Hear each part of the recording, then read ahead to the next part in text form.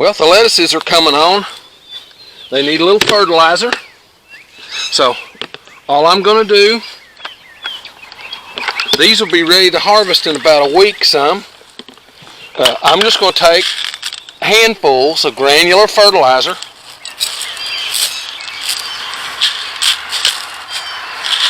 About 3 handfuls. And spread them through the bed. That's it. Now, those will never get fertilized again.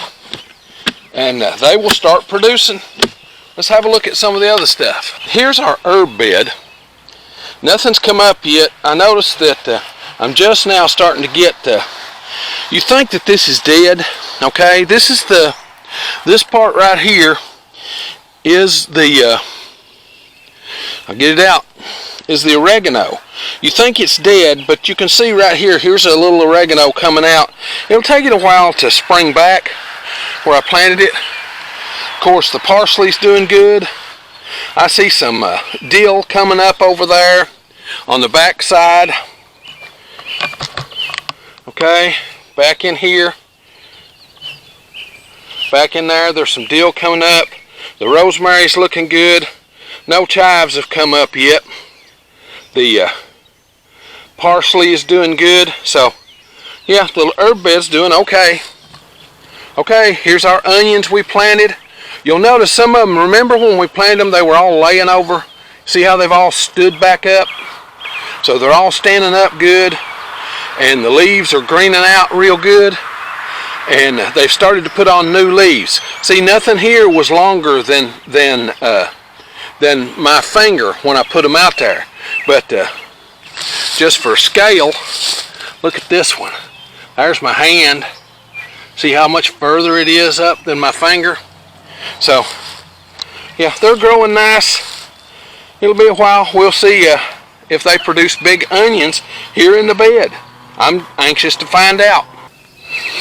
Okay, here's our tomato bed.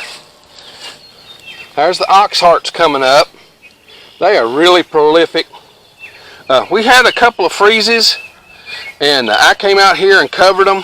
Just covered them with a tarp. The ox hearts are coming up good. Here's the yellow brandywines and the Kellogg's breakfast coming up pretty good. The Cherokee purples, there's a few coming in there. And then the Romas are just starting to come up. And over there's our Cherokee purple Tommy toes that I'm anxious to do. And you'll notice none of the peppers have come up. The peppers won't come up till it gets hot, okay? Till it gets almost May. And then they probably won't go in the garden till close to June. And we'll be harvesting them in August and September. And October. We'll harvest peppers after frost too. As soon as, when it gets ready to frost. So now, let's go over here and do what we came to do. Welcome back to College Hill Farm. Well, you saw the title. We're going to plant some potatoes to get seed potatoes back. Now, we have always planted for the last 15 or 20 years. We've planted a potato called a Blue Adirondack. And a couple of years ago, I got sick and couldn't plant potatoes for a year, so we lost our seed potatoes.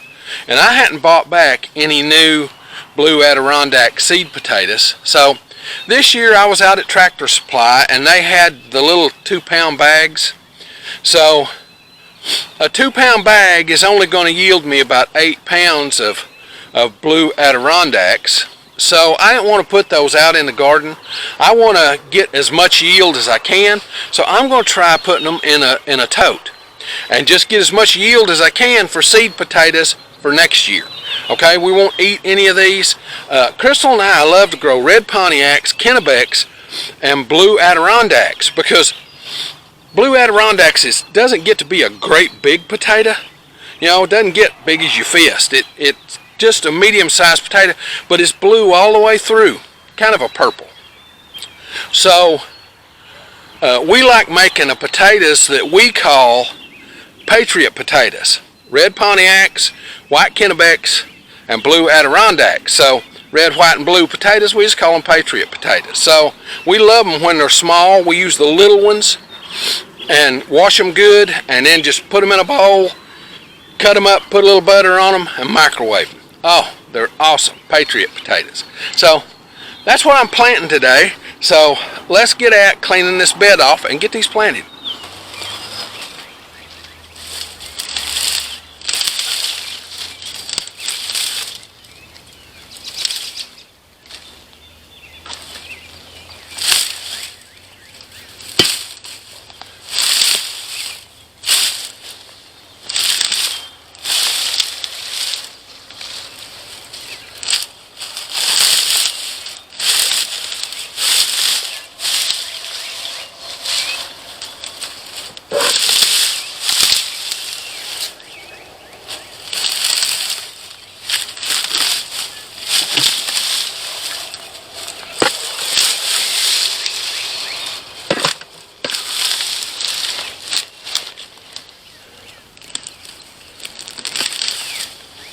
This bed wasn't used last year. I just filled it and just left it. I just had too many other irons in the fire. Got about 4 more beds to fill. Whether I'll get to them this year or not, I don't know. Y'all know why.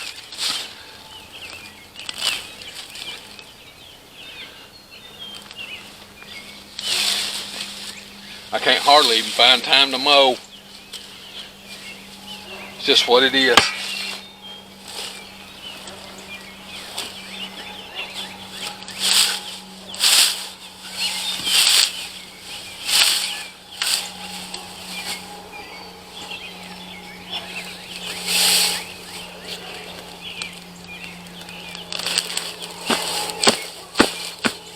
Somebody gave me a good idea.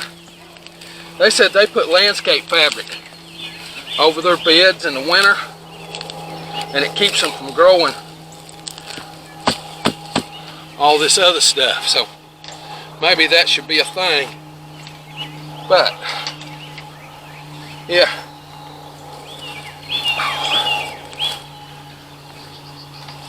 Now let's get this turned.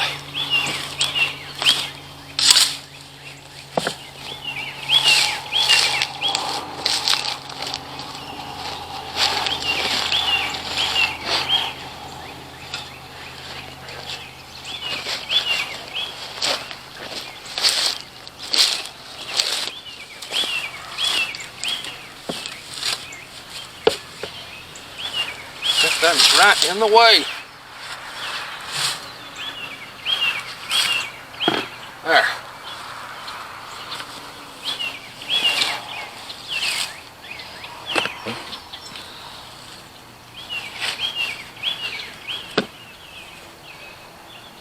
If you let your beds go all the way down to the ground, they get full of earthworms.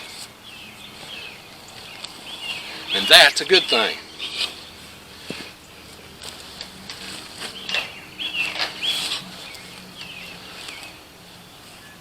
That's why I don't put hardware, I don't put landscape fabric under my beds.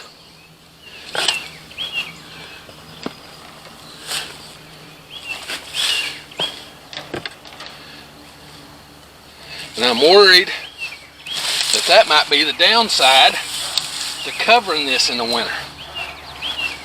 I don't know.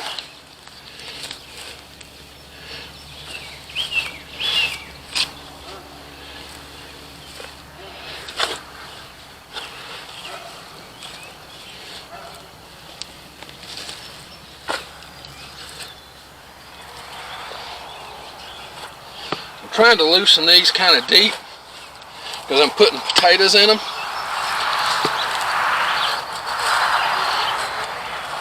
A little deeper than the others.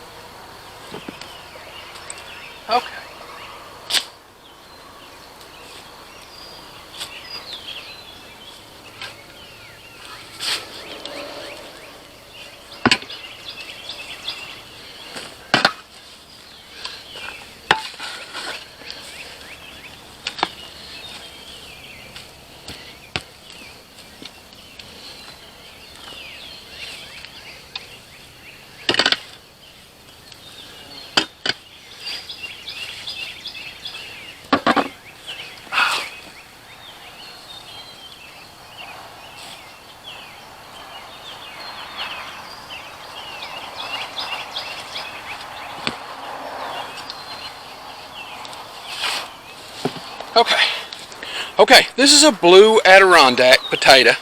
Let me cut it open to show you. There's no eyes on this side, so it really doesn't matter. That's what they look like inside. They're blue all the way through. Now, I went to Tractor Supply and I bought two, I think they were 3-pound bags. So I'm going to plant all that'll fit in the bed, and then any of the rest, when I plant my other potatoes, I'll add them out in the garden. What I'm after, generally when I plant potatoes, I get between 3 and 5 pounds per the weight of the planted potatoes. So I bought 6 pounds of seed.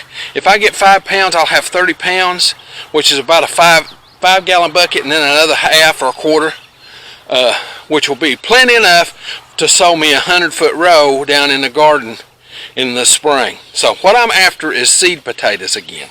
So I'm going to plant these in the bed, and you can just come along for the ride. I'll plant them a foot apart, okay, so that they're spaced out, so that they're a foot apart.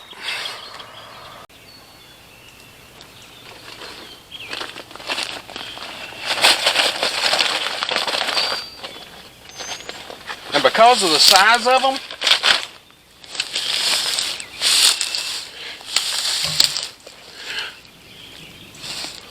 I don't know if I hit record.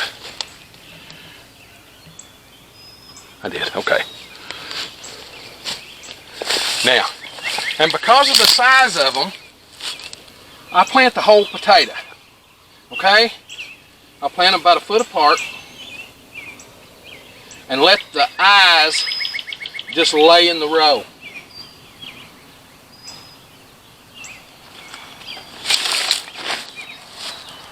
And I'm pushing them down into the soil, okay? Pushing them down into the soil because I want them to be all the way down in there. Up, pull that one back up. Come over here a foot, start putting the others.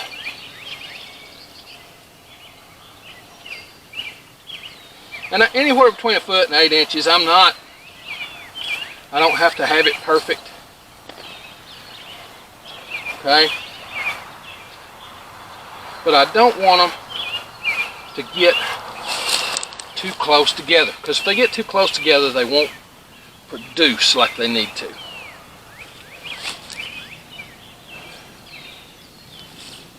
And I know you say, well, you're leaving these eyes out on top of the ground.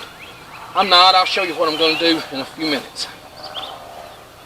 But I do want the eyes pointed in the direction of their row.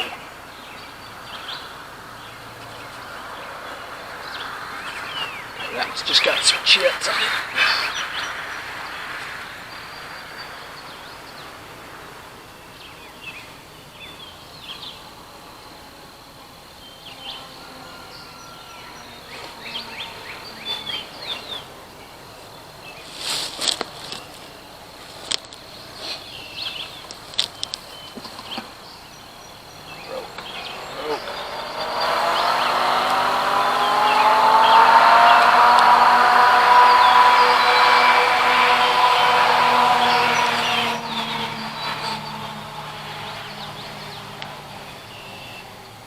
Looks like I'm going to have enough in that one thing to plant an entire container.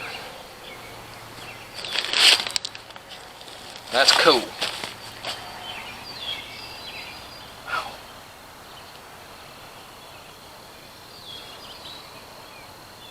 Broke.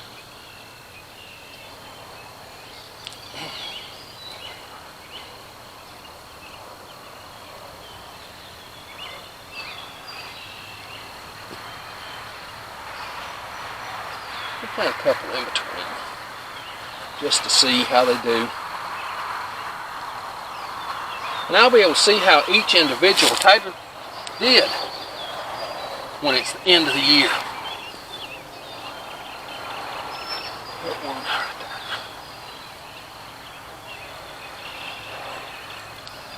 Broken eyes.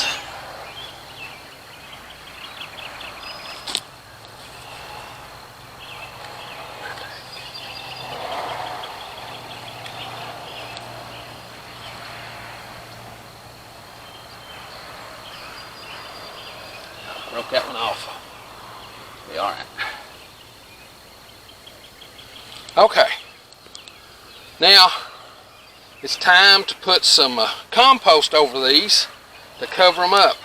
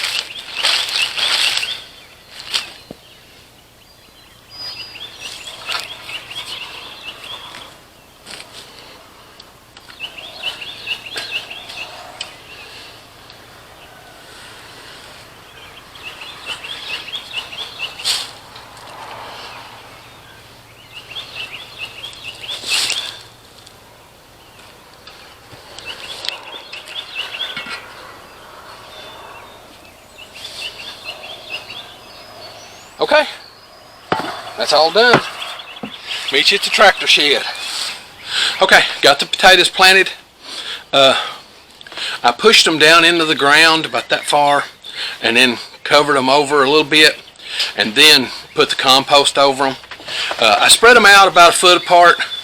I put a couple of random potatoes in that would be a little closer, but you know, I had them a foot this way and a foot that way and a foot that way. So in the diagonals, I put those random potatoes in the diagonals from one corner to the other, okay, of a square. So I think that was 3 pounds of those potatoes. If I get 4 to 1, I'll only get 12 pounds of potatoes out of that, okay?